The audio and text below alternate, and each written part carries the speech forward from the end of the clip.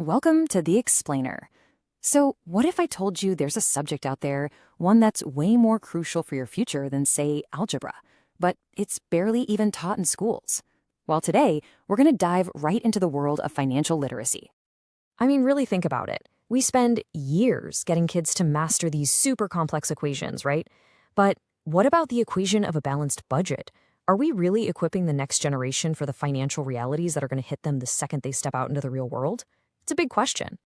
Okay, so to really get why this is so urgent, let's try to step into the shoes of a young person today. Let's see what it's like to navigate the incredibly complex financial maze they're up against. Look, this is not your parents' economy. Not even close. Today's youth, they're just bombarded with huge financial decisions from a super young age. Just picture this, a teenager, phone in hand, getting hit with ads for buy now, pay later schemes, and they haven't even had one single class on how interest rates work. That's the reality we're dealing with right now. And here's the number that should really make you stop and think. According to the Organization for Economic Cooperation and Development, the OECD, a staggering 18% of students are, they're basically financially illiterate. They're being tossed into this maze completely blindfolded. So what's the fix here? How do we give them a map and a compass for this maze? Well, the answer comes down to one single really powerful idea: financial literacy. And listen, this isn't just about knowing what money is. It's about having a deep, practical understanding of how to make it work for you. Think of it like the ultimate toolkit. You've got the knowledge, the skills, and the right mindset to make smart financial decisions day in and day out. The OECD actually breaks this down into 5 key pillars that kind of build on each other. It all starts with awareness, just realizing that every single financial choice you make has a consequence.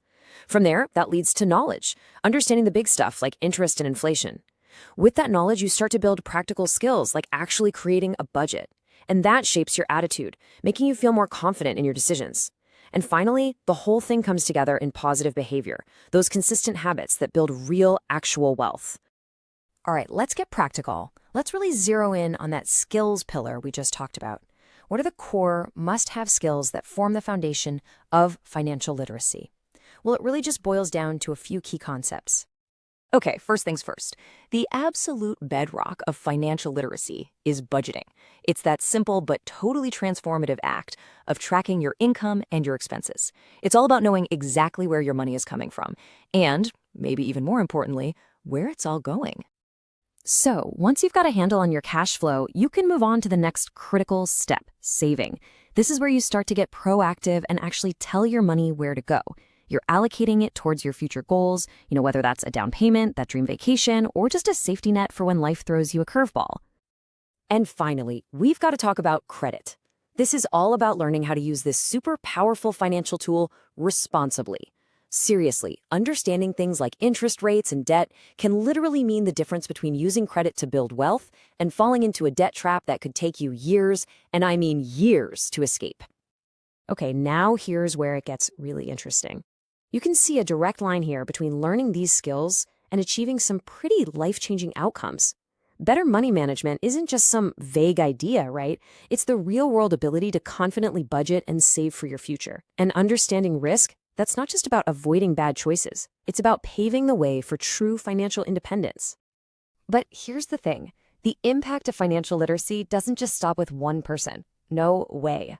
When an entire generation is financially empowered, it creates this powerful ripple effect that can literally transform society as a whole.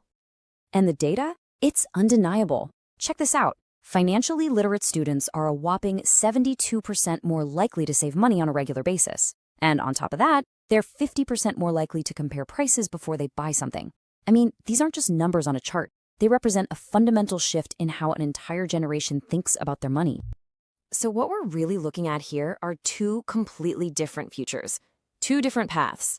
Down one path, you've got long-term stability, economic empowerment, maybe even building generational wealth. But down the other path, it's financial vulnerability, crushing debt traps, and just constant stress. The choice we make in education today is what's going to determine which path the next generation walks down. All right, so if the benefits are this obvious, the next question is pretty simple, right? How do we actually make it happen? How do we make sure that every single young person gets a chance to learn these absolutely essential skills? Well, experts pretty much all agree that it takes a three-pronged approach. First, it has to be integrated into our schools. And I don't mean just as some random elective. It needs to be woven right into the fabric of core subjects. Can you imagine a math class where kids learn about compound interest by actually creating a real investment plan? Then it's got to be reinforced in our communities with things like workshops and even fun digital tools like apps and games. And finally, it has to start at home, with families having open, honest conversations about money. And look, this isn't just some wild idea we're throwing out there. There's a growing global movement, a consensus really, that financial literacy is a fundamental right. You've got leaders and policymakers all over the world, like these folks in India, calling for this to be a mandatory part of every kid's education. So we'll leave you with this one final thought. We teach our kids biology so they can understand their own bodies. We teach them history so they can understand the world. If managing money is just as fundamental for navigating modern life, then why on earth aren't we teaching it with that same level of urgency? Because equipping the next generation for financial success, well, it isn't just a good idea anymore. It's an absolute necessity for a prosperous future for all of us.